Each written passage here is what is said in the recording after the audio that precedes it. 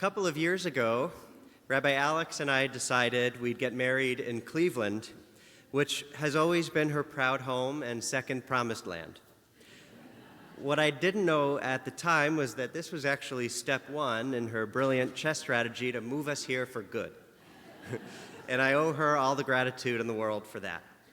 But before ordination and before B'nai Yeshurun could even be on our radar, Rabbi Alex knew she wanted our ufruf, our aliyah to the Torah leading up to our wedding, to be at the synagogue where she grew up, which was Park. That's right, she grew up at Park and became a Michigan Wolverine, and you still hired her. Rabbi Rosie gave us a blessing that I'll never forget, because the parashah, the Torah portion that week, was Korach. Korach led a major rebellion against Moses' authority, which ends with the earth opening up and swallowing everybody. So I wondered what romantic, uplifting message she could possibly give us. That if I ever mistook myself for Alex's equal, the earth will open up and swallow me alive? I already know that. Instead, she said, Korach makes the mistake of believing that holiness is a destination. Korach says, Rav lachem ki kol ha'edah kulam kedoshim. You've taken too much upon yourself, Moses, for all of this congregation is holy. Kedoshim, holy, is the same word we use for kiddushin, our traditional marriage ceremony. Rabbi Rosie explained that Moses understands that sacred partnership is an everlasting journey, a constant pursuit, an unending striving, infinite. But Korach, he makes the mistake of thinking it's a destination, a thing you arrive at and are entitled to forever without continuous effort, something finite. She told us to be like Moses, to keep working on our sacred partnership every day, with our wedding not as an end, but as the beginning of the rest of our lives, and not to be like Korach, to mistakenly believe we've already arrived. This week, we arrive at Ki Tisa. And there's a debate as to which one of these two episodes is our true lowest point, the nadir of our desert wanderings, our greatest cause for shame. In Korach, we rebel. In Ki Tisa, we build a golden calf. Moses has been up on Mount Sinai for 40 days receiving Torah from God. It should literally and figuratively be our highest point, but the people begin to lose faith. They come to Aaron, the high priest, Moses' brother, and say, Kum, aseh lanu Elohim, ki zeh Moshe lo yadanu me hayalo. Come, make us a god, because as for this man, Moses, we don't know what's become of him. They think he's dead, and they want a physical manifestation to comfort and reassure them. The commentators debate whether it was truly God they sought to replace, or whether they wanted to replicate the throne of God's glory, or whether it was actually Moses they sought to replace. But whatever their motivation, they stripped off their gold jewelry and gave it to Aaron, who cast it in the fire, and out comes the golden calf. We know why this is so shocking and offensive, but all the more so if we look at the calf as having been built on our wedding day with God.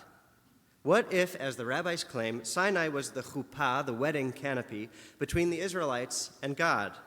And really, we can go so much further than that. The luchot, the tablets inscribed with the 10 Commandments, that's our ketubah, our marriage contract with the divine, which Moses shatters, not just in a fit of rage, but as if to say, look how you violated the terms of our ketubah. You've cheated on God. As the psalmist writes in Psalm 106, they exchanged their glory for the likeness of a grass-eating ox. Which then sheds light on the odd thing Moses does next, because he melts down the golden calf, grounds it into powder, strews it upon the water, and forces the people to drink. This sounds an awful lot like the ritual of sota, a law we find in the book of Numbers, where a jealous and suspecting husband brings his wife to the priest, who places earth from the tabernacle, the portable sanctuary, into a vessel of water and forces her to drink. Then a sort of miraculous biological reaction takes place, which reveals the truth. Moses, too, is behaving like a jealous husband, in this case, justifiably. But if you're still not convinced that we could read Sinai like a wedding, I submit to you Moses' wardrobe in Act 3. Vayachal Moshe midaber itam ve'iten al panav masveh. And when Moses had finished speaking with them, he put a veil over his face. He needed a veil because his time on the mountain with God literally illuminated his face. But we also know that whenever we wrap tefillin, that this is also a sort of engagement with God. We say, Ve'arastichli, I betroth you to me. Here's why all of this matters. As Jews, we have the incredible opportunity to marry God. Why would we ever settle for a golden calf? Okay, well, let's be fair to the calf. What's its allure? The calf isn't complicated. I understand a golden calf. It will always be the way it always is. Nothing ever has to change about it or about our relationship to it, and that's comforting. Besides, I'm a slave, and all I've ever known is slavery, so I think I deserve the calf. God is out of my league. I, who was treated like chattel by the Egyptians all my life, deserve chattel. I, whose labor built Egypt, understand the value of gold. I, myself, am worth no more and no less than a half shekel, which, of course, is the wrong message to have taken from the census that opens up this week's parashah. God instructs the Israelites, Ki tisa et rosh b'nei Yisrael lifkudehem. When you take a census of the people of Israel, this is what everyone who is entered into the records shall pay, a half shekel. The rich shall not pay more, and the poor shall not pay less. So maybe they missed the point and believed they weren't worth more and that they didn't deserve better. The allure of the calf is that, as the Hasidic master, the Kotzker Rebbe, explains, a molten God is fixed and unchanging. It's Korach's view of marriage.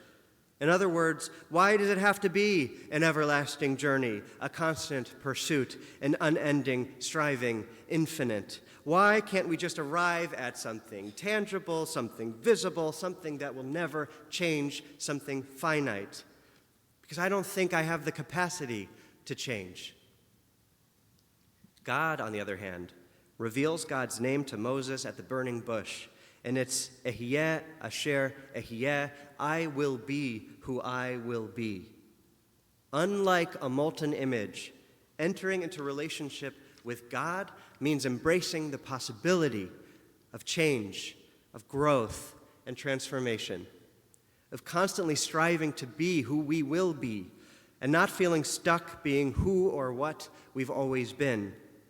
The right message to have taken from the census is that our social status doesn't define our worth to God. Rich, poor, we're all counted equally before the divine.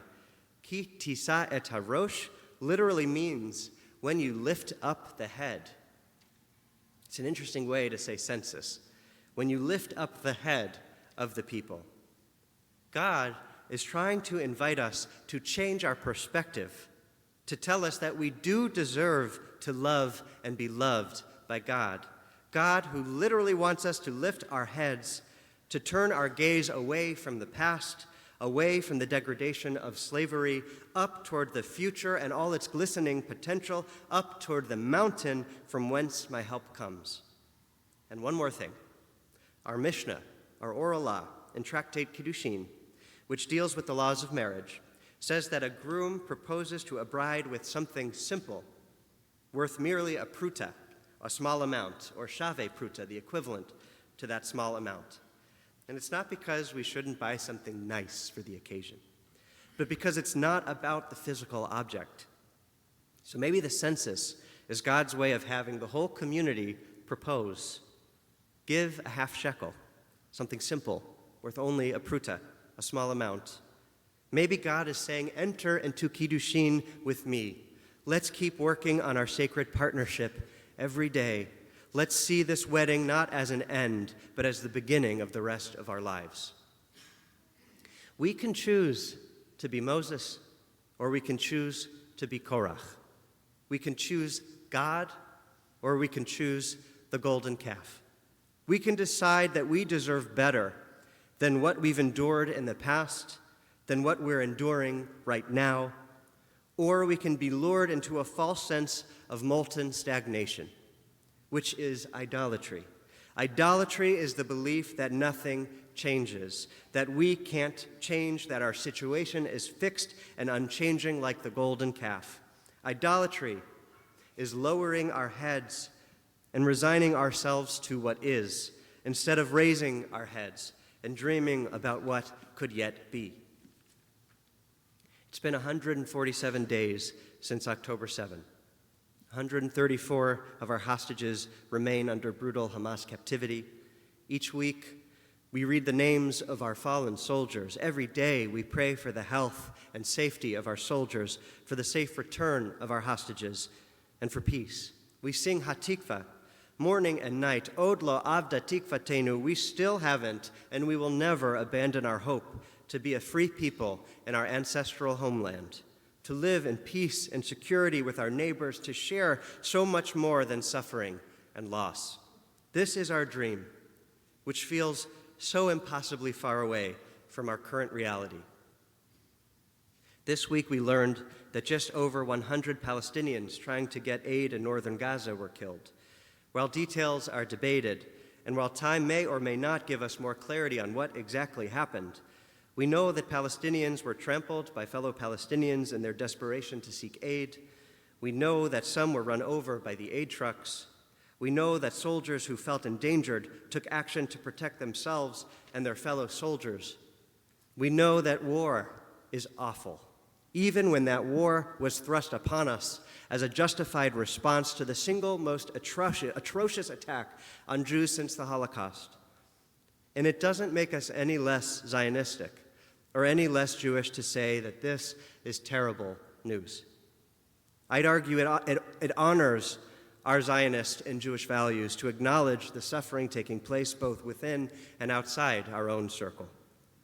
And that given everything that's transpired on October 7th and since, how can we feel anything but this overpowering urge to lower our heads in despair at this nadir, this lowest of points? And yet, our Torah this week reminds us, ki tisa, to use every ounce of neck strength we have to raise our heads and reject the idolatrous notion that what is what always has to be. We are in a sacred partnership with God. It's an everlasting journey, a constant pursuit, an unending striving, infinite. We will not be in this place of darkness forever. Change is always possible as long as we know who we are and who we want to be. Ehyeh asher ehyeh, I will be who I will be, as long as we never abandon hope. Shabbat Shalom.